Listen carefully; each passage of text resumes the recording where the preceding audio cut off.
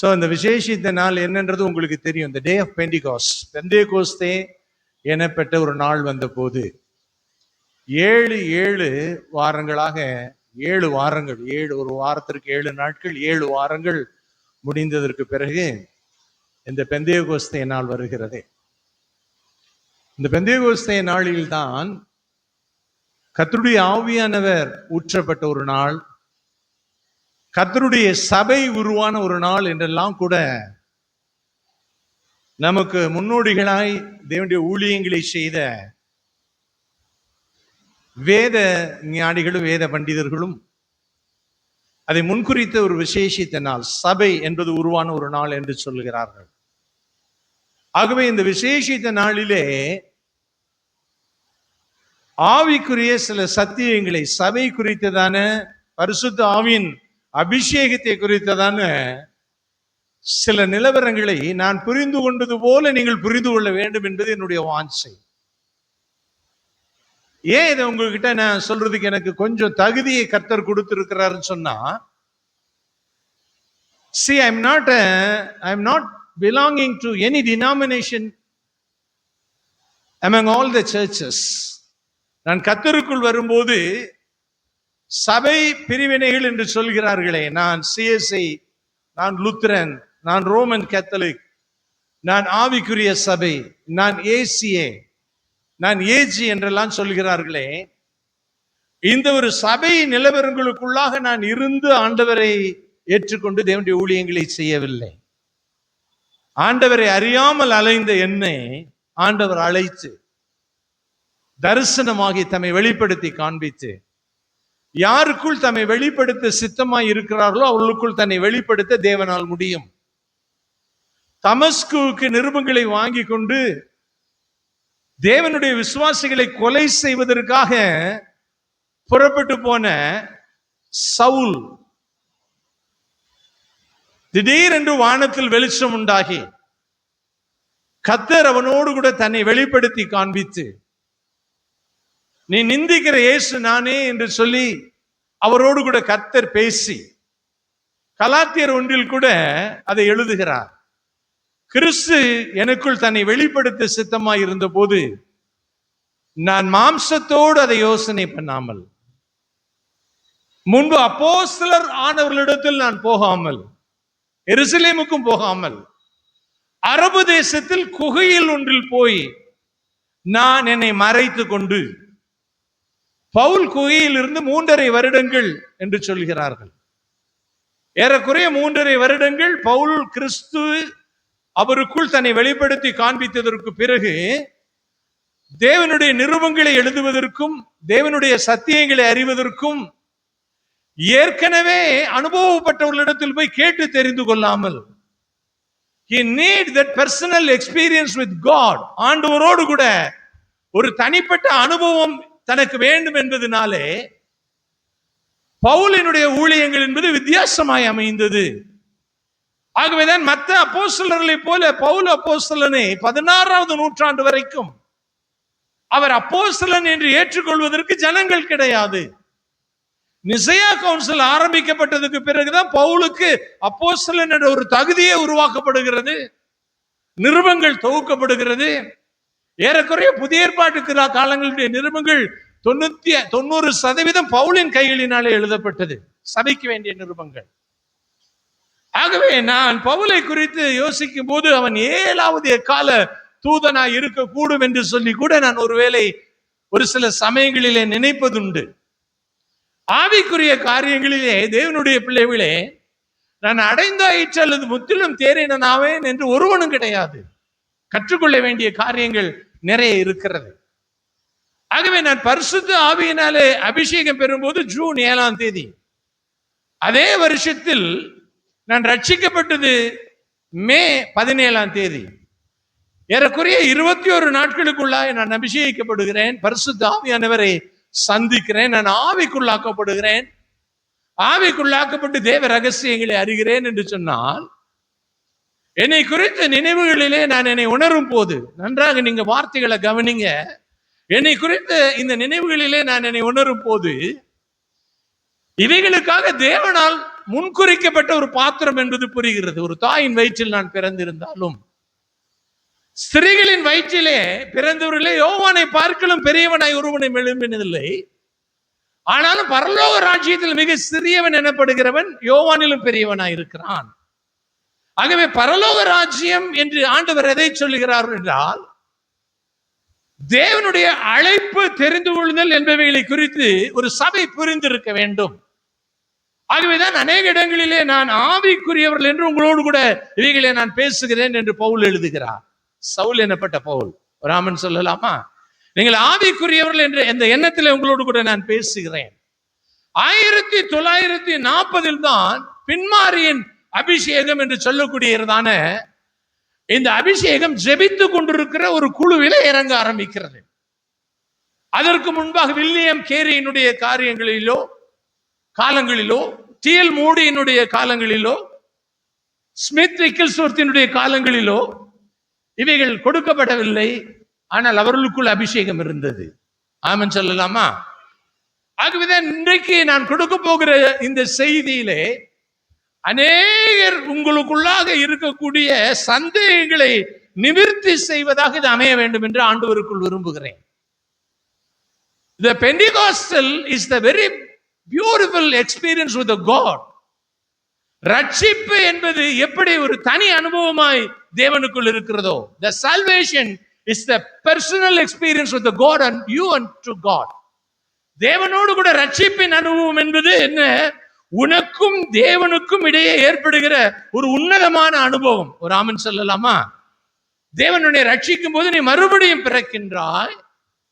மறுபடியும் பிறக்கும் போது உன் சரீரத்தில் இருக்கக்கூடிய அந்த உணர்வுகள் மறைந்து நீ உன்னை ஆவிக்குள்ளவனாக, ஆவியினாலே நீ மறுபடியும் பிறக்கிறாய். யோவான் 3 படி ஒருவன் ஆவியினாலும் ஜலத்தினாலும் மறுபடியும் பிறவாவிட்டால், நிக்கதேமு கூட வந்து கேட்கிறாரு, எப்படி ஒருத்தன் மறுபடியும் பிறப்பான்? ஒரு தாயின் சரீரத்துல திரும்ப போயிட்டு வர முடியுமா? இயேசு அவர்களுக்கு நிக்கதேமுக்கு சொல்லுகிறார், நீ இவர்களுக்குள்ளே ஒரு நல்ல வேதபாரகனாய் இருந்தாலும் கூட இவைகளை இன்னும் அறியாமல் இருக்கிறாயா? மறுபடியும் பிறக்கிறவன் ஆவியினாலே பிறக்கிறான். ராமன் சொல்லலாமா? born by the spirit, அவன் தேவனுடைய வசனத்தினால் பிறக்கிறான். மறுபடியும் பிறக்கிறவன் ஜன்ம சுவாபத்திலிருந்து வெளியே வருவதற்காக பரிசுத்த ஆவியினால். இதை குறித்து தான் தீத்து 3வது அதிகாரத்திலே நான் வேகமாக சொல்லிக்கொண்டே போகிறேன். இவர்களை நீங்கள் புரிந்து கொள்ள வேண்டும் என்று நான் விரும்புகிறேன். இன்றைக்கு அநேக குழப்பங்கள் அந்நிய பாஷைகளை குறித்து. ராமன் சொல்லலாமா? அந்நிய பாஷை பேசலாமா, பேசக்கூடாதா? சபையிலே பேசலாமா? ஏன் மிகவும் இவர்களை காட்டிலும் பரிசுத்தமாய் ஜீவிக்கிறவர்கள் கூட அந்நிய பாஷை பேசாமலே ஊழியம் செய்தார்களே. அவர்கள் ஊழியங்களின் மூலமாய் மிஷனரிகள் இங்கு வராமல் இருந்தால் சபைகள் கட்டப்பட்டு இருக்குமா? வந்திருக்கிற மிஷனரிகள் அந்நிய பாஷைகளை குறித்து பேசவில்லையே. அந்த மிஷனரிகளுக்குள்ளாக இல்லாத சாட்சியா இப்பொழுது இருக்கிற இந்த ஊழியர்களுக்குள்ளாக இருக்கிறது என்று பல கேள்விகள் உங்களுக்கும் இருக்கலாம், எனக்கும் அது இருந்தது. ராமன் சொல்லலாமா? ஆகவே இவைகளில் நான் தெளிவாய் தேவனால் வழி நடத்தப்பட்டதினாலே இதை ஒரு செய்தியாக அல்ல, என்னுடைய சொந்த அனுபவமாகவே அபிஷேகத்தை குறித்து உங்களோடு கூட பேசுவதற்கு தேவனால் எனக்கு ஒரு தகுதி உண்டாயிருக்கிறது என்பதை நான் நினைக்கிறேன். ராமன் சொல்லலாமா? ஆகவே நிறைவானவர் ஆவியானவர். அபிஷேகம் சகல நுகங்களையும் முறிக்கும். அபிஷேகம் உங்களை சகல சத்தியங்களுக்குள்ளும் நடத்தி செல்லும். ஆவியின் அபிஷேகம் என்பது வேறு, ஆவியானவர் என்பவர் வேறு. ஆவியானவர் திரியேக தேவனில் ஒருவர். அவருக்கு ஆத்மா, ஆவி, சரீரம் உண்டு. முப்பரிமாணம் உள்ளவர். பிதாவும் ஆவி, ஆத்மா, சரீரம் உடையவர். கிறிஸ்துவும் ஆவி, ஆத்மா, சரீரம் உடையவர். மூவர் வெவ்வேறாக இருந்தாலும் மூவர் ஒன்றாய் இருக்கிறார்கள். இதுதான் திரித்துவம், ட்ரினிட்டி. இது அடிப்படையான சத்தியம். ஆகவே கிறிஸ்துவின் ஆவிதான் ஆவியானவர் என்று நினைக்க கூடாது. கிறிஸ்துவின் ஆவியானவர் எங்கு உண்டோ அங்கு விடுதலை உண்டு. ஒரு ஆமென் சொல்லலாமா? ஆகவே சில விஷயங்களை நான் இன்னும் ஆழமாக சொல்ல நேரம் பத்தாது. இன்றைக்கு அபிஷேகத்தை குறித்து மாத்திரம் உங்கள் மத்தியிலே நான் சொல்வதை கொஞ்சம் சிரமமா இருந்தாலும் உங்களை அன்பா கேட்டுக்கிறேன், தயவா நீங்க காது கொடுத்து கேட்கணும். ஒரு ஆமென் சொல்லலாமா? என்னைக்குமே நான் சண்டே ஆனா எல்லா ஊழியக்காரங்களும் மார்னிங் சாப்பிட மாட்டாங்க. ஐயா கூட அப்படிதான் இருக்கிறீங்கன்னு நினைக்கிறேன். உங்க அப்பாவும் அப்படிதான் இருந்தாங்க. ஆனா சண்டே சாப்பிட்ற ஒரு ஊழியக்காரன் நான். சண்டே ஆனா ஏதாவது காலையில சாப்பிடணும். ஏன்னா நான் எப்போ வீடு திரும்புவேன்னு எனக்கு தெரியாது. அதனால ஒரு 2 இட்லி 3 இட்லி அது சாப்பிட்டுட்டு காலையில கிளம்புவேன். மத்தியானம் கிடைச்சா சாப்பிடுவேன், கிடைக்காட்டி இல்லை. அதான் சொல்றேன், எப்ப வீடு திரும்புவேன்னு எனக்கு தெரியாது. போயிட்டு இருக்கப்ப கூட எனக்கு ஏதாவது ஒரு அழைப்பு வரும்ன்றதை நான் விசுவாசிக்கிறேன். ஏன்னா கர்த்தருடைய ஆவியினாலே வழி நடத்தப்படுகிற ஒரு பெரிய ஸ்லாக்கியம் எனக்கு உண்டு. கர்த்தருடைய ஆவியானவர் என்மேல் இறங்கின நாளில் இருந்து முழுமையாக நான் அபிஷேகத்தினாலும் ஆவியினாலும் வழி நடத்தப்படுகிறதுனால நான் கொடுக்க வேண்டிய செய்திக்கு நான் கருத்துக்களை அதிக ஆயத்தப்படுத்த வேண்டும் என்பது எனக்கு அவசியமா இல்லை. ராமன் சொல்லலாமா, கருத்து வேணும். நான் கருத்தோடும் பாடுவேன், ஆவியோடும் பாடுவேன். நான் கருத்தோடு போடும்போது ஆவி பலனற்றதா இருக்கும், நான் ஆவியோடு பாடும்போது கருத்து பலனற்றதா இருக்கும். எனக்கு கருத்து உண்டு, ஆவியும் உண்டு. இந்த 2 நிலைகள் நம்முடைய சரீரத்திலே காணப்பட வேண்டும் என்பதையும் கர்த்தர் விரும்புகிறார். ஆமன் சொல்லலாமா? அதனாலதான் ஆவிக்குரிய வரங்களை கூட 9 பகுதியா பிரிச்சிருக்கிறார். 3 ஞான வரங்கள், அது எடுத்தா இன்னும் பெரிய சப்ஜெக்ட். 3 பாஷை வரங்கள், 3 வல்லமை வரங்கள், மொத்தம் 9 வரங்கள்.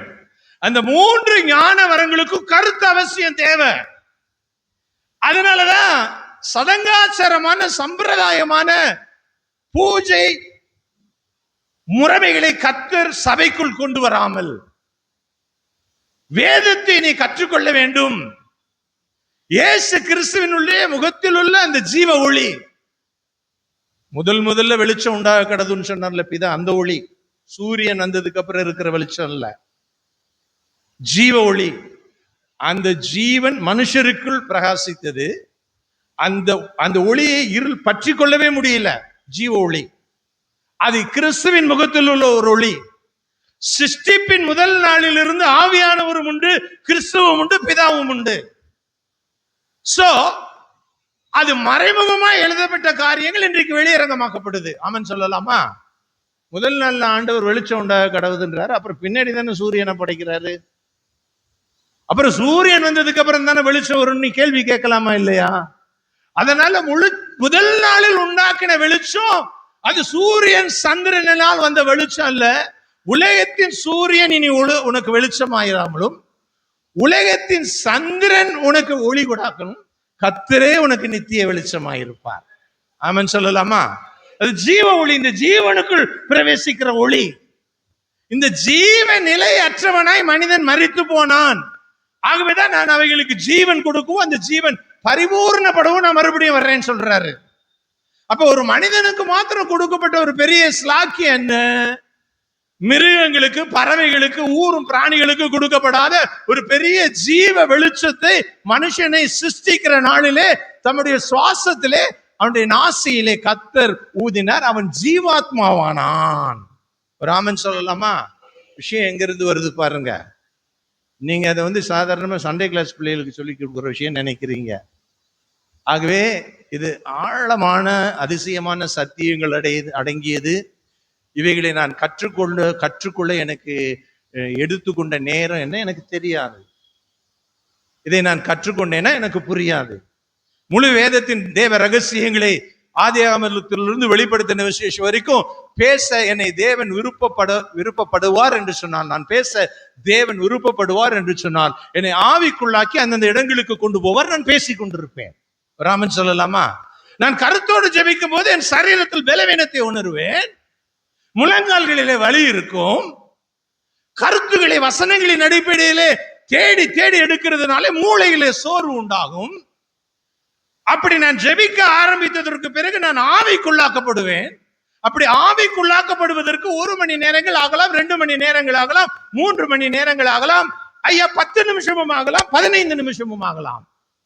அது கர்த்தருடைய கைகளில் இருக்கிறது. ஒரு ஆமன் சொல்றீங்களா? அந்த சத்தத்தை கேட்க நான் திரும்பின உடனே ஆவிக்குள்ளாக்கப்பட்டேன். யோவான் எழுதுறாரு, எனக்கு பின்னாடி இருந்த ஒரு பெரு சத்தம் உண்டாச்சு. அந்த சத்தத்தை நான் கேட்டேன். அந்த சத்தத்தை நான் கேட்க திரும்பி பார்த்த அந்த நிமிடமே நான் ஆவிக்குள்ளாகிறேன். ஆமென் சொல்லலாமா? ஆவிக்குள்ளாகிறது என்பது வேறு, பரிசுத்த ஆவியின் அபிஷேகத்திலே பெற்று ஆவிக்குள்ளாகிறது என்பது வேறு. இவைகளெல்லாம் உங்களுக்கு நான் கற்றுக் கொடுப்பதற்கு, சொல்லிக் கொடுப்பதற்கு எனக்கு மிகுந்த வாஞ்சி உண்டு. ஆனால் என்னோடு கூட நீங்கள் நேரங்களை செலவழிக்க வேண்டும். ஆமென் சொல்லலாமா? இவைகளை நீங்கள் கற்றுக்கொள்ள வேண்டும் என்று சொன்னா ஐயாட்ட போன் நம்பரை வாங்கணும். ஐயாக்கு நான் அஷூரன்ஸ் கொடுப்பேன், உங்க சபை ஆத்மாட்ட இருந்து ஒரு காணிக்கையும் வாங்க மாட்டேன், உங்க சபை ஆத்மாவை திருட மாட்டேன். இதை செய்யவே மாட்டான் பாஸ்கர். எந்த அபிஷேகம் பெற்ற ஊழியக்காரனும் செய்ய மாட்டான். உங்க சபையில பிரசங்கம் பண்ணி இங்க இருக்கிறவங்களை கலக்கம் உண்டாக்கிட்டு இங்க இருக்கிறவங்களை பிரிச்செடுத்து கூட்டிட்டு போறானா அவன் மேல இருக்கிறது கிறிஸ்துவின் அபிஷேகமே இல்லை. ஆமென் சொல்லலாமா? அப்படிப்பட்டவன் மேல இருக்கிறது அபிஷேகமே அல்ல. ஆகவே நீங்கள் அபிஷேகத்தை நம்பலாம். பாஸ்கரை நீங்க நம்புறீங்களோ இல்லையா?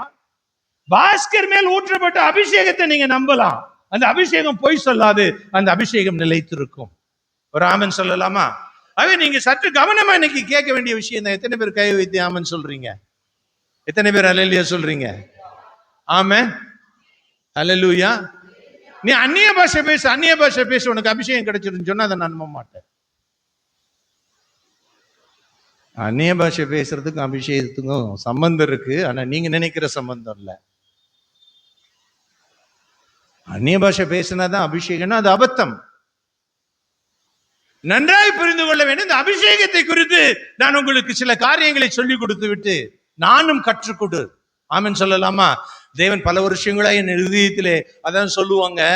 கார் டிரைவர் சொல்லுவாரு, ஐயா நீங்க ஏதாவது டாபிக் பேசிக்கிட்டே வண்டியில வந்தீங்கன்னா நீங்க பேச போறீங்கன்றது எனக்கு தெரிஞ்சிடும். அப்படியா தம்பின்னு கேட்பேன். ஏன்னா ஏதோ ஒண்ணு கர்த்தர் உங்களுக்குள்ள பேசிட்டு இருக்கிறாரு, அதை நீங்க எடுத்து அசை போட்டு அப்படி சொல்லி உங்களை பயிற்சி விட்டுக்கிட்டே நீங்க போறீங்க. எனக்கு பாதி செய்தி உங்களோட கார்ல வரும்போதே தெரிஞ்சிடும், நீங்க பேச ஆரம்பிச்சிருவீங்க. என்ன செய்தி கொடுக்கணுமோ அந்த செய்தியை ஆவியானவர் முன் இறங்கி அதை பேச ஆரம்பித்து விடுவார். அதை நான் உறுதி செய்வதற்கு நான் மற்றவர்களிடத்திலே சொல்ல ஆரம்பித்து விடுவேன். என் மனைவியின் இடத்துல ஒரு நாள் சொன்னேன், தூங்கி எழுந்த உடனே இன்னைக்கு சித்தப்பா வருவார், பாளையங்கோட்டையில் இருக்கிறார். கோடு போட்ட பிங்க் கலர் ஷர்ட் போட்டு வருவார், ப்ளூ கலர் பேண்ட் போட்டிருப்பார், கையில ஒரு பை வச்சுட்டு வருவார். அப்பதான் நான் அபிஷேகத்தை பெற்ற நாட்கள். கொஞ்சம் குறைய என் மனைவி என்ன ஒரு லூஸ் நினைச்சிட்டு இருந்தா. ஏன்னா நான் குடிகாரனா இருக்கேன்ல, 21 வருஷம் டக் அடிச்சு நான் இப்படி எல்லாம் பேச ஆரம்பிச்சுட்டேன்னா, திடீர்னு இப்படி பேச ஆரம்பிச்சுட்டேன்னா அந்த அம்மாக்கு என்ன வரும்? இவன் குடிச்சு கஞ்சா குடிச்சு இவனுக்கு மண்டையில ஏதோ நட்டு கலந்து இருக்கு, லூஸ் போலவே ஒரு மாதிரி சர்க்காஸ்டிக்கா சிரிப்பான். ஒரு அவங்க எல்லாம் பெரிய லெவல் பீப்புள், சிபிஎம் அப்படி இப்படி சியோனுக்கு போறவங்க, அந்த குரூப், சியோனுக்கு போற குரூப். எனக்கு ரொம்ப பயப்படுறது அவங்கள மாத்திரம்தான். ஒரு ஆமென் சொல்றீங்களா? அப்படி இருந்து வந்தவங்க. நான் இதை சொன்னோன்னே ஒரு ஏளனமா பாப்பா, இப்படிதான் நடக்க ஆரம்பிச்சது. நாவிக்குரிய வாழ்க்கையுடைய துவக்கங்களை உங்களோடு கூட பேசி கொண்டிருக்கிறேன்.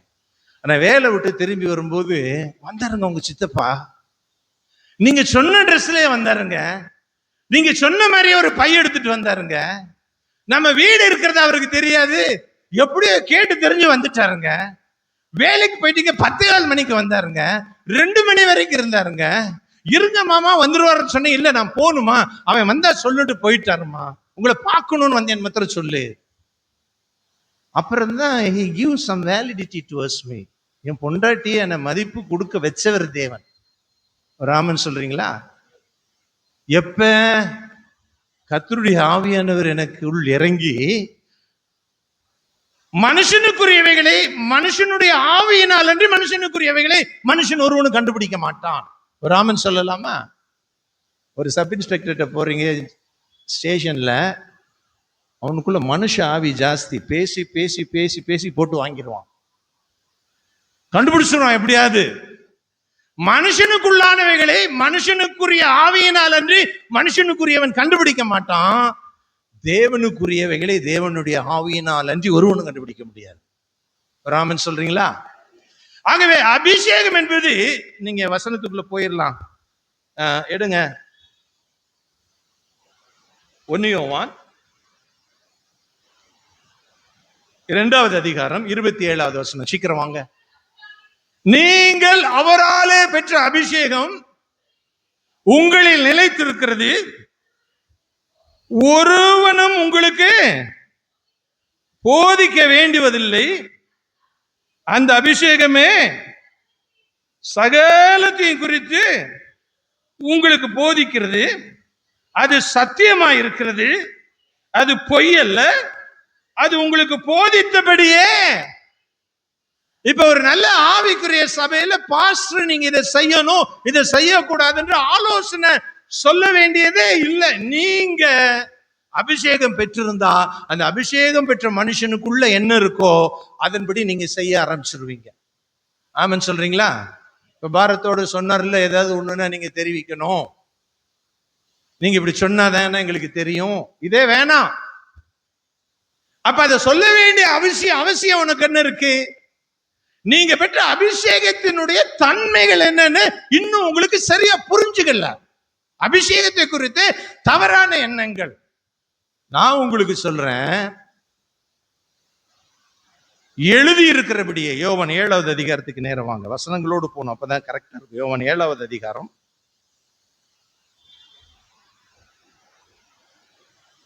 38 வாசிக்கலாம். வேத வாக்கியம் சொல்கிறபடி, என்னிடத்தில் விசுவாசமாய் இருக்கிறவன் எவனோ அவன் உள்ளத்திலிருந்து ஜீவ தண்ணீர் உள்ள நதிகள் ஓடும் என்றார். தம்மை விசுவாசிக்கிறவர்கள் அடைய போகிற ஆவியை குறித்து. இயேசு கிறிஸ்துவை விசுவாசிக்கும் போது ரெண்டு முக்கியம். எபிரேயர் 6 படி நமக்கு முன் வைக்கப்பட்டிருக்கிற நம்பிக்கையை பற்றி கொள்ளும்படி ஆசையாய் ஓடி வந்திருக்கிற நமக்கு, எபிரேயர் 6 அப்புறம் வீட்டுல போய் படிச்சுக்கோங்க. நமக்கு முன் ஒரு பெரிய நம்பிக்கை வைக்கப்பட்டிருக்கு, நாம் தேவனை போல மறுரூபமாவோம். எத்தனை பேர் விசுவாசிக்கிறீங்க? என்னமே உங்களுக்கு ஆசையே இல்லையா? அது படி அவர் இருக்கிற வண்ணமா நாம இருக்க போறோம். ஆமன் சொல்லலாமா? அவர் எப்படி இருக்கிறாரோ அப்படி இருக்க போறோம். அப்படிதான் யோவான்ல எழுதுறாரு. அப்ப கிறிஸ்து இயேசுவை விசுவாசிக்கிறவர்களுக்கு ரெண்டு விஷயம் கிடைக்குது. அவரை விசுவாசிக்கிறவர்களை தேவன் தன்னுடைய சொந்த பிள்ளைகளாக மாற்றுகிறார், அவர்களுக்கு அதிகாரம் கொடுக்கிறார். கர்த்தராகிய இயேசு கிறிஸ்துவை விசுவாசிக்கிறவனோ அவன் கெட்டு போகாமல் நித்திய ஜீவனை அடைந்து, ஒரு ஆமன் சொல்லலாமா? ஹல்லேலூயா. If you have faith on him, the everlasting life, ஒரு நித்திய ஜீவன் உனக்குள்ள வந்துருது அவருடைய ஆவினால. ஆமன் சொல்லலாமா? அப்ப நல்லா புரிஞ்சுக்கோங்க, இந்த அபிஷேகம்ன்ற வார்த்தையே பிதா எப்ப சொல்றாருன்னா, ஆதி ஆகமத்துக்கு நேர போனீங்கன்னா நீங்க வீட்டுல போய் அதை வாசிங்க. இவன் தூணுக்கு எண்ணெய் வார்த்து, யாக்கோபு, அந்த இடம் உங்களுக்கு தெரியும்னு நினைக்கிறேன். ஆதியாகமம் 36 போயிடலாமா? சீக்கிரம் வாங்க. ஆதியாகமம்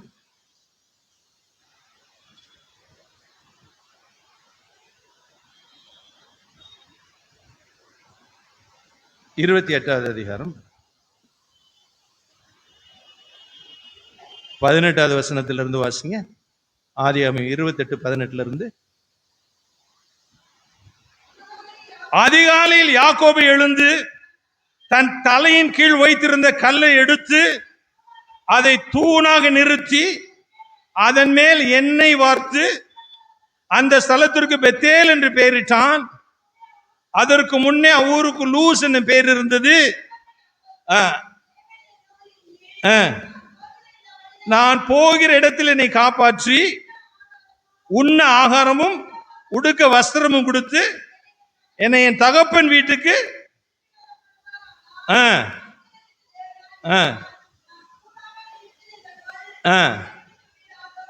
ஆமன். போதுமா?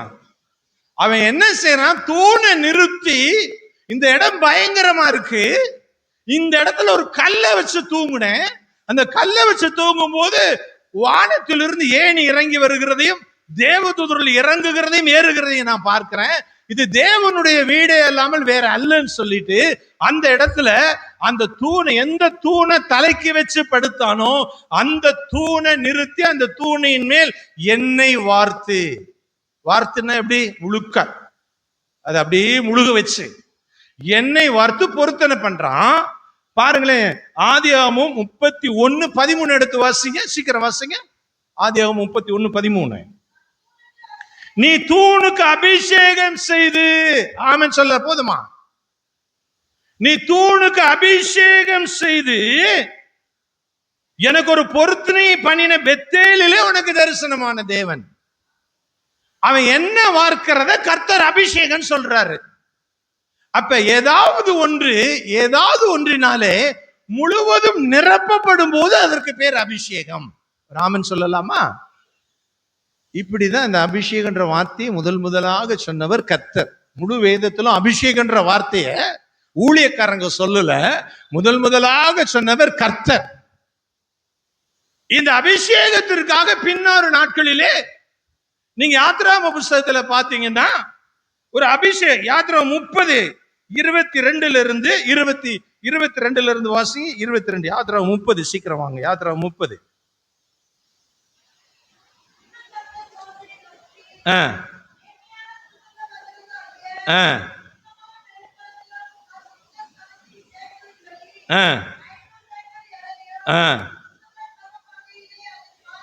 சுகந்த கர்வாப்பட்டையிலே அதன் பாதியாக 250 சேக்கல் எடையும், சுகந்த வசம்பிலே 250 சேக்கல் எடையும், லவங்கப்பட்டையிலே 500 சேக்கல் எடையும், ஒலிவ எண்ணெயில் 1 குட எண்ணெயும் எடுத்து அதனால் பரிமள தைலக்காரன் செய்வது போல கூட்டப்பட்ட பரிமள தைலமாகிய சுத்தமான அபிஷேக தைலம். ஒரு ஆமன் சொல்றீங்களா?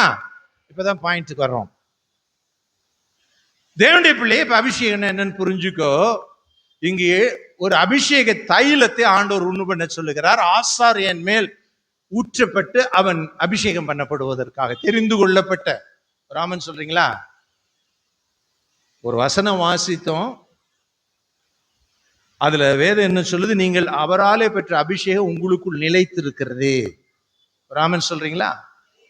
இந்த அபிஷேகம் ஒரு முறை தேவனிடத்திலிருந்து, அது பழைய ஏற்பாடா இருக்கட்டும் புதிய ஏற்பாடா இருக்கட்டும், நிலைத்திருக்கும், உங்களுக்குள்ள நிலைத்திருக்கும். புரிஞ்சுக்கோங்க. எலியாவின் மேல் பரிசுத்த ஆவியானவர் இறங்கின போது அவன் தீர்க்க தரிசனம் சொன்னா, அப்புறம் ஆவியானவர் கடந்து போனதுக்கு பிறகு அவன் தீர்க்க தரிசனம் சொல்ல முடியாது, அது வேற. ஆனா எலியாவின் மேல் ஒரு அபிஷேகம் இருந்தது, எலிசாவின் மேல் ஒரு அபிஷேகம் இருந்தது. ராமன் சொல்லலாமா? பெசலியேல் மேல் ஒரு அபிஷேகம் இருந்தது, மோசையின் மேல் ஒரு அபிஷேகம் இருந்தது. தேவனுடைய ஆவி ஊற்றப்படுகிற ஒரு அனுபவம் அது. ராமன் சொல்றீங்களா?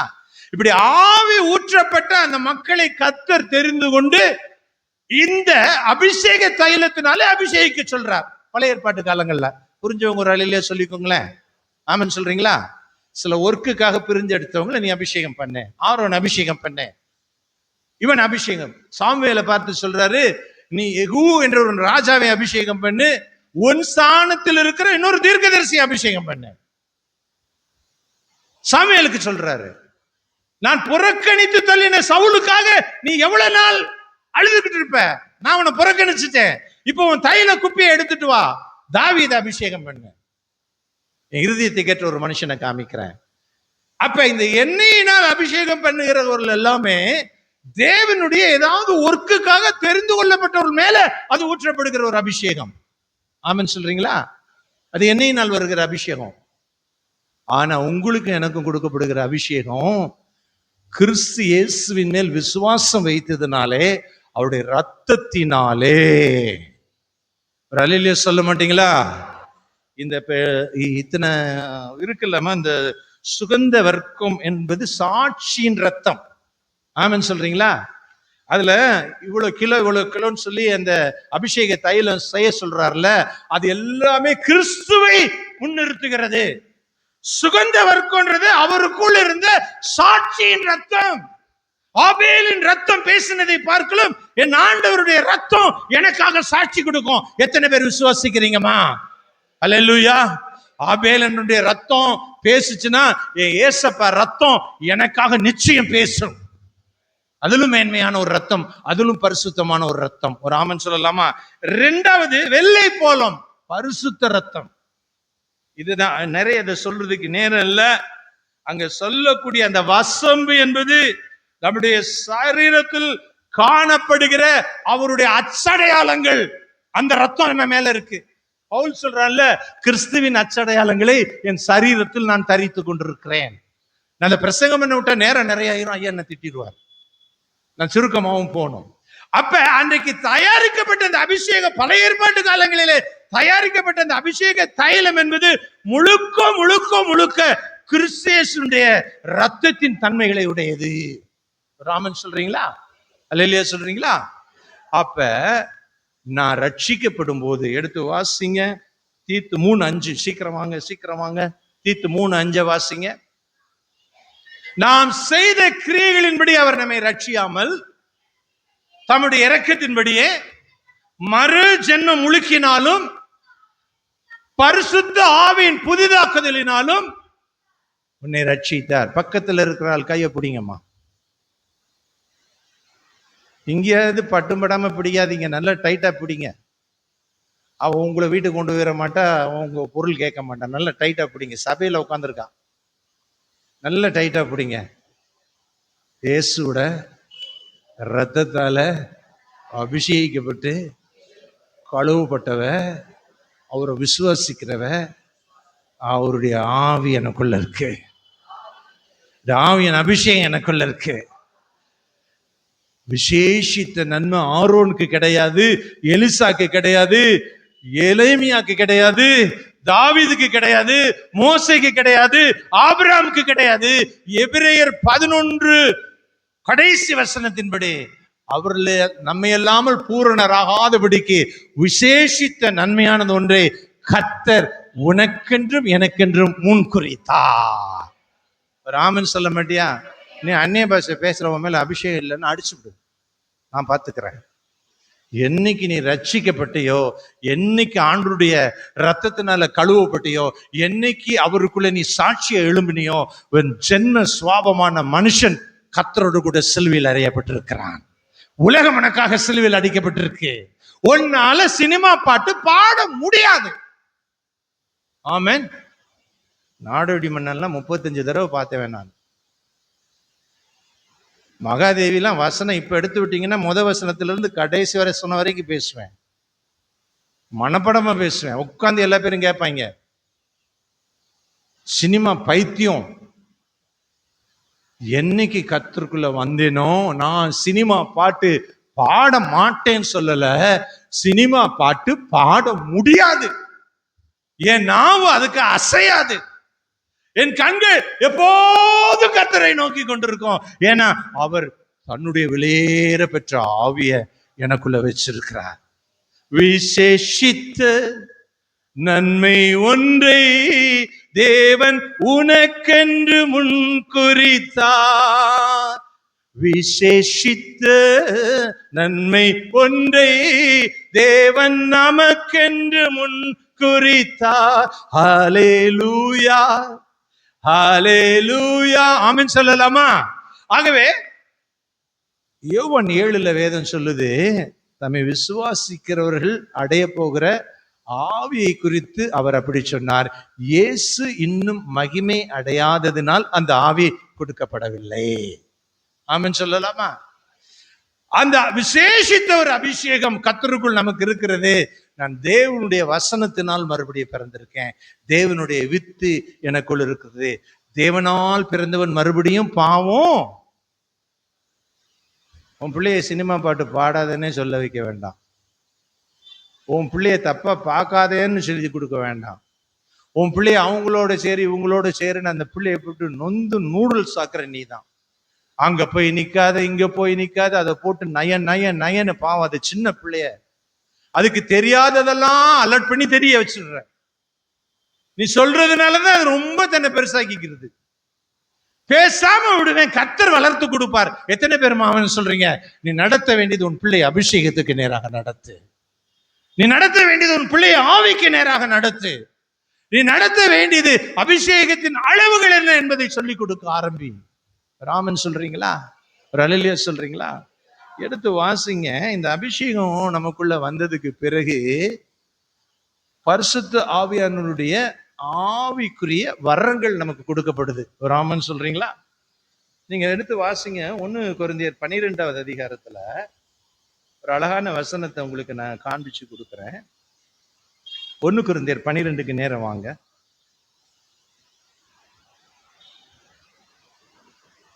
எடுத்துட்டீங்களா?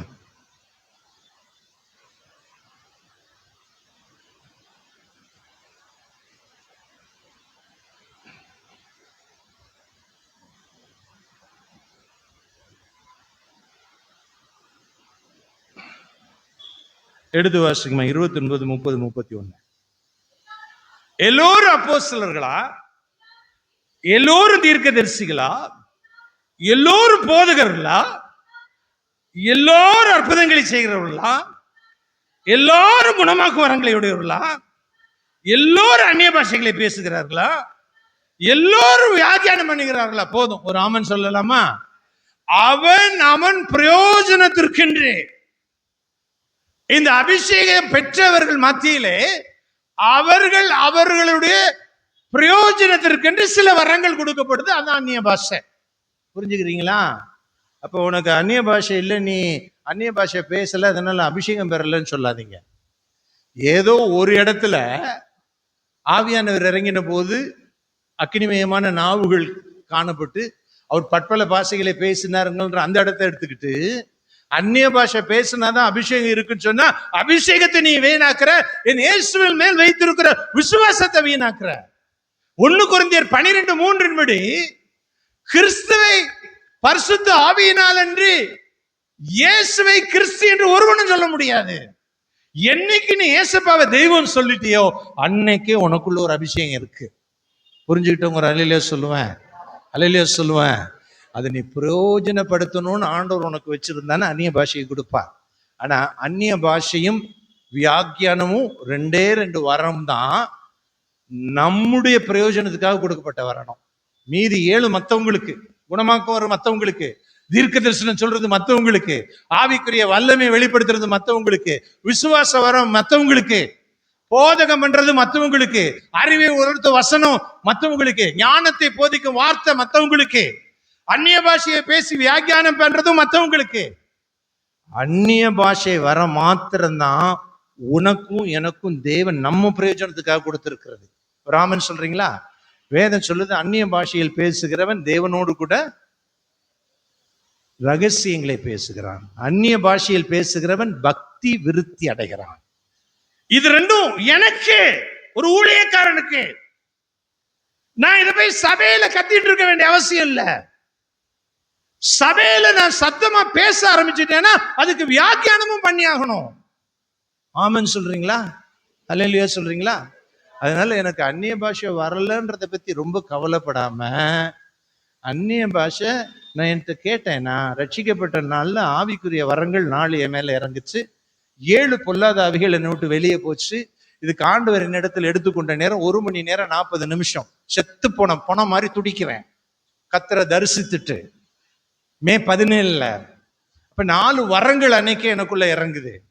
நான் ஊழியம் செய்துட்டு இருக்கிற நாள்ல ஒரு நாள் ஆண்டவர்கிட்ட கேட்கிறேன், இத்தனையும் ஒரு நாள்ல எனக்கு கிடைச்சது எனக்கு ஆச்சரியமா இருக்குது. 33 சபைகளுக்கு ஓடுறேன். நான் அந்நிய பாஷை பேசின உடனே ஒரு நாள் காலை நேரத்துல பேசுறேம்மா, பேச ஆரம்பிச்சேன். என்னால நிறுத்த முடியல, ஃப்ளோ ஆகி வந்துட்டே இருக்கு, வேலைக்கு போக முடியல.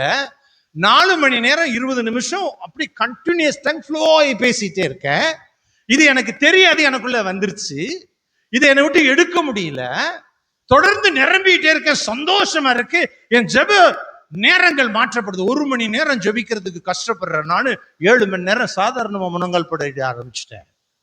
அங்கங்க வேதங்களை தியானிச்சு ஞாபகத்துல வச்சு அறிவுபூர்வமா போய் தேடின நானு ஆவிக்குள்ளாக்கப்பட்டு வேத வசனங்களை பேச ஆரம்பிச்சிட்டேன். இதெல்லாம் நடந்த உடனே இப்படிப்பட்டவங்க சபைக்குள்ள இருப்பாங்க. எனக்கு புதுசு இல்ல, எந்த சபையும் கிடையாது இல்ல, நான் குடிகாரன் இல்ல, நான் செய்தி சொல்ல வெளி ஜனங்களையும் கிராமங்களையும் தேடிக்கிட்டு இருக்கிறவன் இல்ல. ஏதோ ஒரு சபைக்கு போச்சொன்னார், அங்க நான் போய் உட்கார்ந்துட்டு இருக்கிறேன். எல்லா நாட்களும் சபைக்கு போக சொன்னார், பல ஊழியர்களை தேடி போக சொன்னார், பல சபைகளை தேடி போக சொன்னார், அந்நிய பாஷை எப்படி பேசுறாங்கன்னு கவனிக்க சொன்னார். இவைகளெல்லாம் நான் கவனித்துக் கொண்டிருக்கிறேன். ராமன் சொல்லலாமா? நல்ல கவனிங்க தேவனுடைய பிள்ளைகளே. ஒன்றும் இல்லாத என்னை உம் காருண்யத்தாலே இழுத்து கொண்ட நல்ல நேசரே, உம் அழகான கண்கள் என்னை கண்டதாலே முடிந்ததென்று நினைத்த நான் உயிர் வாழ்கின்றேன். யாரும் அறியாத என்னை உம் காருண்யத்தாலே சேர்த்து கொண்ட நல்ல நேசரே. யாரும் அறியாத என்னை உம் காருண்யத்தாலே சேர்த்து கொண்ட நல்ல நேசரே. உம் அழகான கண்கள் என்னை கண்டதாலே முடிந்ததென்று நினைத்த நான் உயிர் வாழ்கின்றேன். உம் அழகான கண்கள் என்னை கண்டதாலே முடிந்ததென்று நினைத்த நான் உயிர் வாழ்கின்றேன். மனைவி பாண்டிச்சேரிக்கு கூட்டிக் கொண்டு போவாள். இந்த அபிஷேகத்தினாலே ஆளுமை செய்யப்பட்டிருக்கிறேன் 7 நாட்கள், 7 days. I was totally controlled by the Spirit of God. வேலைக்கு போற டைம்க்கு கரெக்டா விடுவாரு. வேலைக்கு போவேன், வருவேன், வேலையை செய்வேன். இன்டர்வியூ ஆகாது. கம்பெனியில வேலை முடிஞ்சு 3 மணிக்கு கேட்ல கால் வச்சோடனே இறங்கிடுவார். நான் கேட்பேன், ஏன் இப்படி பண்றீங்க? கையில நடுங்குது, எனக்கு தாங்க முடியலன்னு சொல்றேன். நீங்க என்ன இப்படி பண்ணிட்டே இருக்கிறீங்க? எல்லாரும் என்னை பார்த்து ஒரு மாதிரி பாக்குறாங்க, கை ஆட்டடுது. என்னால் இது இறங்கினதுக்கு அப்புறம் ஜொபம் பண்ணாம இருக்க முடியல. இங்க ஒரு குப்பை தொட்டி இருக்குது, மவுண்ட் ரோடு, சப்வே இருக்குது, பக்கத்துல ஒரு பெரிய கான்வென்ட் இருக்குது. இப்ப போய் நிறைய ஊத்திட்டு இருக்கிறீங்க. இப்ப எனக்கு முழங்கால் போடணும் போல இருக்குது. போய் முழங்கால் போடு. மவுண்ட் ரோட்ல சர்ச் பார்க் கான்வென்ட் முன்னாடி மத்தியானம் 1:30 மணிக்கு முழங்கால் போடுறேன். கை 2 உயர்த்திட்டு அழுவுறேன். அப்ப அங்க ஒரு பீட் போலீஸ் வேற இருப்பான். ஒரு 1 மணி நேரம் உச்சி வெயில் இப்படி நான் செஞ்சுட்டு இருக்கேன். அவன் இறங்கி வர்றான். இறங்கி வந்து என்னை பார்த்து சொல்றான், சார் நீங்க கிறிஸ்டியன் நல்லா தெரியுது, எல்லாரும் உங்களை பார்க்குறாங்க, வந்து வந்து நின்று பார்த்துட்டு போறாங்க. எனக்கும் ரொம்ப கஷ்டமா இருக்குது. தார தாரையா அழுகுறீங்க, தார தாரையா என்னமோ பேசி பேசி பேசி அழுதுட்டு இருக்கிறீங்க.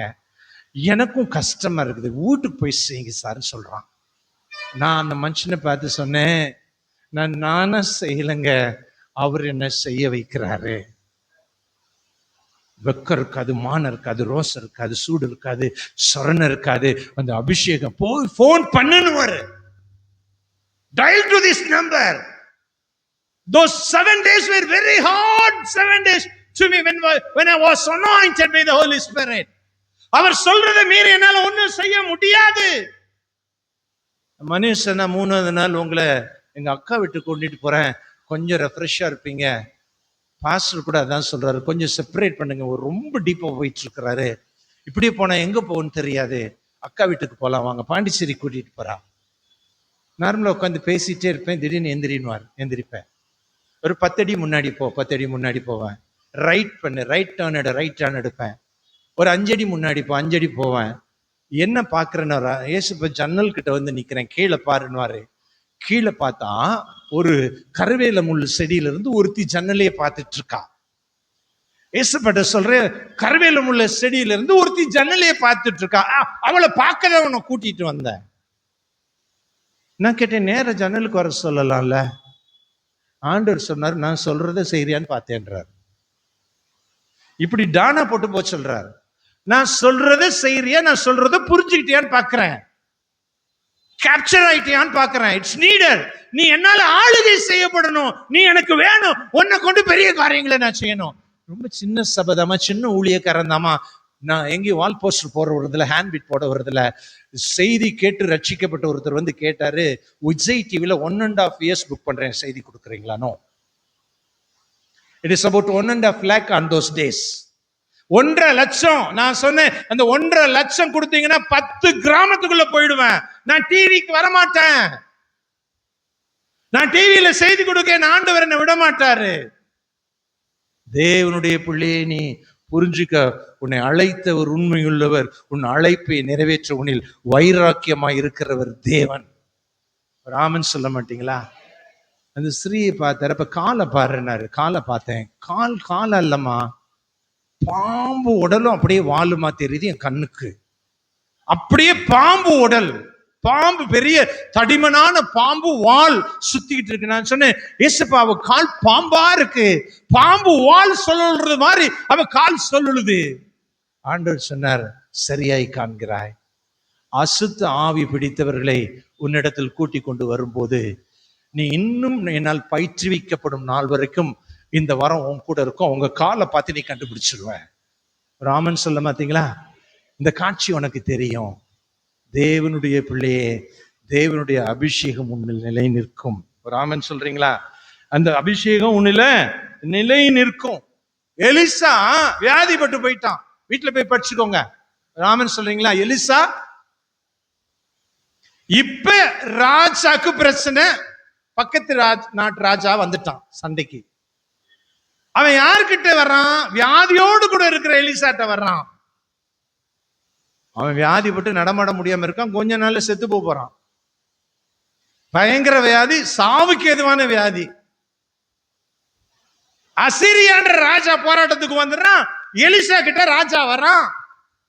உன் கைகளில் இருக்கிற அம்பை எடுத்து கொண்டு போய் உன் ஜன்னலை திறந்து தீர்க்க தரிசனம் சொல்றான். ராமன் சொல்றீங்களா? எதனால? அவனுக்குள்ள இருக்கிற அபிஷேகம். பவுல் சொல்றாரு, பொண்ணும் இல்ல வெள்ளி இல்ல, என்னில் இருக்கிறத நான் உனக்கு கொடுக்கிறேன். நசரேயனாகிய இயேசுவின் நாமத்துல நீ எழுந்து நட. ஆமென் சொல்லலாமா? இந்த அபிஷேகத்தை உனக்குள்ள நீயும் சொல்லலாம். நீ சொன்னாலும் அது நடக்கும். உன்னை பார்த்து பிசாசுகள் பயப்படும். உன்னை பார்த்து ஐயோ, சில இடங்களுக்கு என்ன கொண்டு போவாங்க. கொண்டு போய் அந்த ரூம்குள்ள விட்ட உடனே அங்க ரொம்ப நேரம் அலப்பறை பண்ணிட்டு இருக்கிறது சொல்லும், ஐயோ இவனை கூட்டிட்டு வந்துட்டீங்களா, அதுவே சொல்லும். நான் அப்பதான் என்னுடைய சபையார நினைக்கிறது உண்டு. நம்ம சபையார் கண்களுக்கெல்லாம் நம்ம மேன்மையா தெரிய மாட்டேங்கிறோம். இந்த பிசாசு பார்த்து இவனை கூட்டிட்டு வந்துட்டீங்களான்னு கேக்குதே. என் சபை விசுவாசி ஒரு 4-5 இருந்தா எனக்கு எப்படி சந்தோஷமா இருக்கும்னு நினைப்பேன். ராமன் சொல்ல மாட்டீங்களா? இந்த அபிஷேகம் அசீரியா ராஜாக்கு நேர நீ அம்புகளை எய். அவன் 5 அம்பு மாத்திர விடுறான். எலிசா சொல்றான், தப்பிதமாய் நீர் பண்ணி நீர் அம்பரா துணியில நிறைய அம்பு இருந்ததுல அத்தனையும் விட்டுருக்கணும். 5 முறை மாத்திரம் நீ ஜெபிப்ப, அதுக்கப்புறம் ஜெயிக்க மாட்ட. அதுக்கப்புறம் அவன் நோவு கண்டு செத்து போறான். மரித்தவனை கொண்டு வந்து அந்த இடத்துல குழி தோண்டி புதைக்கிறாங்க. அவன் எலும்புகள் பட்ட மாத்திரத்தில் செத்தவன் உயிரோடு கூட எழும்புகிறான். அந்த அபிஷேகம் என்ன செய்து நிலை நிற்குது. ஒரு ஆமென் சொல்றீங்களா? ஒரு அல்லேலூயா சொல்றீங்களா? அபிஷேகத்துல 3 காரியங்கள்மா. நீ வலதும் இடதும் நடக்கும் போது ஏசியா 30:21 படி, அதனாலதான் ஆண்டவர் சொல்றாரு, உங்க பாஸ்டருக்கு கீழ்ப்படியாத, அங்க போய் செய்தி கேட்காதன்னு சொல்லல. ஃபார் யுவர் பர்சனல் லைஃப் உனக்கு யாரும் எந்த கைடன்ஸும் கொடுக்க வேண்டாம். அந்த அபிஷேகம் உன்னை போதிக்கும். ராமன் சொல்றீங்களா? அல்லேலூயா சொல்றீங்களா? நீ வலதும் இடதும் விலகும் போது ஏசியா 30:21 படி நீ போக வேண்டிய வழி இதுவே என்று உனக்கு பின்பாக இருக்கிற சத்தம் உனக்கு கேட்கும். ராமன் சொல்லலாமா? உனக்கு வழி வழி காட்டும் தீபம் துணையாளரே. ஆமன் சொல்லலாமா? பாட நேரம் இல்ல. இந்த அபிஷேகம் உனக்குள்ள இருந்த கர்த்தர் உனக்குள்ள இருக்கு. அது விசுவாசி. ரட்சிக்கப்பட்ட போதும். கையை வைத்து சொல்லு, ரட்சிக்கப்பட்டிருக்கேன், தேவ ஆவியினால் நிரப்பப்பட்டிருக்கேன், அபிஷேகம் எனக்குள்ள இருக்கு, அந்நிய பாஷை வரும், பெருசுல சீக்கிரம் வந்துடும் அப்படி சொல்லு. ராமன் சொல்வேன், கையை வைத்து தான் சொல்லுவேன், வாலிபுள்ள சொல்லு, அந்நிய பாஷை வரும், சீக்கிரம் வந்துடும். பேசுனதே பேசிட்டு கிடைக்க மாட்டேன், சங்கர பரபர சங்கர இப்படி கத்திட்டு கிடக்க மாட்டேன். அது அபிஷேகம்னு நான் நம்புறதும் இல்லை. ராமன் சொல்றீங்களா? ஹல்லேலூயா. அது ஒரு பாஷன் இருக்கு, கண்டினியூஸ். உங்களிலும் அதிகமான பாஷைகளை பேசுகிறேன், அதுக்குன்னு ஒரு வியாக்கியானம் இருக்கு. அதை பேச பேச பேச என் பக்தி அதிகமாகுது. அதை பேச பேச தேவனுடைய ரகசியங்கள் வெளிப்பாடுகள் எனக்கு கிடைக்குது. எவ்வளவு நேரம் நான் அந்நிய பாஷை பேசுகிறேனோ அவ்வளவு எனக்கு பெனிஃபிட்டா மாறிடுது. ராமன் சொல்றீங்களா? அது எனக்கு வேணும். கை வைத்து சொல்லுங்களேன், அது எனக்கு. கர்த்தரை நான் இன்னும் அறியணும், தேவ ரகசியங்களை நான் அறியணும். ஆனால் சொல்ல, ஆனால் பாஸ்டர் அந்நிய பாஷை பேசினாதான் அபிஷேகம் இருக்குதுன்னு சொன்னீங்க, உங்களை செமாடி அடிப்பேன்னு சொல்லி. ராமன் சொல்ல மாட்டியா? ஒரு அலையில சொல்ல மாட்டியா? டிஎல் மூடிக்கு அது இல்லை, வில்லியம் கேரிக்கு அது இல்லை, வில்லியம் ஆஸ்பேனுக்கு அது இல்லை, அந்நிய பாஷை இல்லை, ஆனால் தேவனுடைய அபிஷேகம் இருந்தது. ஒரு அலையிலேயே சொல்லுங்களேன், ஒரு ஆமன் சொல்லுங்களேன். தயவு பண்ணி தேவனுடைய பிள்ளைகளே, அந்நிய பாஷைகளுக்காக ஜெபம் பண்ண உற்சாகப்படுத்துங்க. நம்ம பிள்ளைகள் இந்த தேசத்துக்கு அவசியம் தேவை. அந்த அபிஷேகம் உனக்குள் இருந்தால் உன்னை அது வழி நடத்தும். 2வது 1 சாமுவேல் 6:12 படி தேவனுடைய ஆவியானவர் பசுக்களை உடன்படிக்கை பெட்டியை சுமந்து கொண்டு எங்க போகணுமோ அங்க பசுக்களை வழி நடத்தின தேவன். ராமன் சொல்றீங்களா? பசுமாடுகள் என்ன இடத்துக்கு போகணுன்றது தேவனால வழி நடத்தப்பட்டது. அல்லேலூயா. இப்ப தேவனுடைய பிள்ளைகளே, நீங்க என்ன உங்க வாலிப பிள்ளைங்க அவசரப்பட்டு அவனே அதை லவ் பண்ணி தொலைச்சிடாத. அவன் பார்க்கறதுக்கு ரொம்ப அட்ராக்டிவா இருப்பான், ரொம்ப ஞானமா தெரிவான், ரொம்ப உனக்கு கம்ஃபர்டபுளா இருப்பான். நீங்க பார்க்கும்போது அவன் தான் எல்லான்ற மாதிரி ஒரு தோற்றத்தை கொண்டு வருவான். தயவு செய்து விழுந்துராத. ராமன் சொல்றியா? தேவனுடைய கிறிஸ்துவ பிள்ளைங்க லவ் மேரேஜுக்குள்ள போயிடாதீங்க. ஏன்னா நான் 13 வருஷம் லவ் பண்ணி கல்யாணம் பண்ணவேன், அதனால பட்ட பாடு எனக்கு தெரியும். ஆமென். பொண்டாட்டியை விட்டுட்டு வந்ததே அத்தனையும் பேசுறேன். அதனால யோபுக்கு எல்லாம் ரெட்டை தனியா கொடுத்தாலும் அதே பொண்டாட்டியை தான் கொடுத்தார், அதே மனைவி தான். ராமன் சொல்றீங்களா? கர்த்தர் எனக்கு போதும், கர்த்தருடைய கிருபை எனக்கு போதும், கர்த்தர் என்னை நடத்துவார். மனைவியை குறை சொல்லல. தயவு செய்து எதிர்கால வாழ்க்கையை நீ தீர்மானிக்காத. உடன்படிக்கை பெட்டியை பசுக்கள் சுமந்து கொண்டு தேவன் போச்சு சொல்ற இடத்துக்கு ஒரு 5 அறிவுள்ள மாடு போச்சுன்னா, தேவனுடைய மகளே, உன்மேல் இருக்கிற அபிஷேகத்துல கர்த்தர் உனக்கு இன்னார் என்று முன்குறிச்சு வச்சிருப்பார். அருமையான ஒரு பிள்ளையை கர்த்தர் தருவார். கர்த்தருக்கு காத்துரு. தயவு செய்து லவ் மேரேஜுக்குள்ள போயிடாதம்மா. அல்லேலூயா. ஆப்ஷன் என்ன எடுக்கணும், என்ன தீர்மானம் பண்ண, என்ன படிக்கணும், நீ போகாத. நீ அபிஷேகம் பெற்றவன் பாஸ்டர்ட்ட சொல்லி ஜெபம்னு சொல்லு. உனக்கு புரியாட்டி ஐயா ஜெபம் பண்ணுங்க. 4 ஆவிக்குரிய உன்னை காட்டிலும் நெருக்கமா இருக்கக்கூடிய தேவனுடைய ஊழியக்காரன் இடத்துல இருந்து ஜெபம் பண்ண சொல்லுங்க. 2-3 ஊழியக்காரங்க எதை சொல்றாங்களோ அதை பிடி. தேவனுடைய வாக்கு 2-3 சாட்சிகளினாலே உறுதியாக்கப்படும். ராமன் சொல்லலாமா? 3வது ஒரே ஒரு காரியம், தேவனுடைய அபிஷேகம் உனக்கு என்ன செய்யும் சொன்னா, உன் சபையிலே உன்னை ஒளிவ மரத்தை போல அதை நிலைநிறுத்த ஆரம்பிக்கும். ஆமென் சொல்லலாமா? நான் அபிஷேக ஒளிவ மரம் ஆலயத்துல நிற்கும். சபை விட்டு சபை தாவாது, அது தவளையா இருக்காது. ஆமென் சொல்றீங்களா? கொஞ்ச நாளைக்கு இந்த சபை, கொஞ்ச நாளைக்கு அந்த சபை, கொஞ்ச நாளைக்கு இந்த போதகர், கொஞ்ச நாளைக்கு அந்த போதகர். தேவன் உனக்குன்னு ஒரு சபையை கொடுத்திருக்கிறாரா இல்லையா? இந்த சபையில உனக்கு எல்லா சத்தியமும் வருதா இல்லையா? எல்லா சத்தியத்தையும் கொண்டு வர்றதுக்கு ஊழியக்காரர் உனக்கு இடம் கொடுக்கிறாரா இல்லையா? அது உனக்கு போதும். 3 காரியங்கள் உனக்கு கர்த்தர் இந்த அபிஷேகத்துல நிலைநிறுத்துவார், உன்னை ஆசீர்வதிப்பார், உன்னை பலப்படுத்துவார். கர்த்தர் தாமே இந்த வார்த்தைகளை ஆசீர்வாதமாக்கி தருவாராக. அந்நிய பாஷைகளுக்காக, தீர்க்க தரிசனங்களுக்காக ஜெபிக்க ஆரம்பிங்க. கர்த்தர் உங்களை நிறைவாய் வழி நடத்துவார்.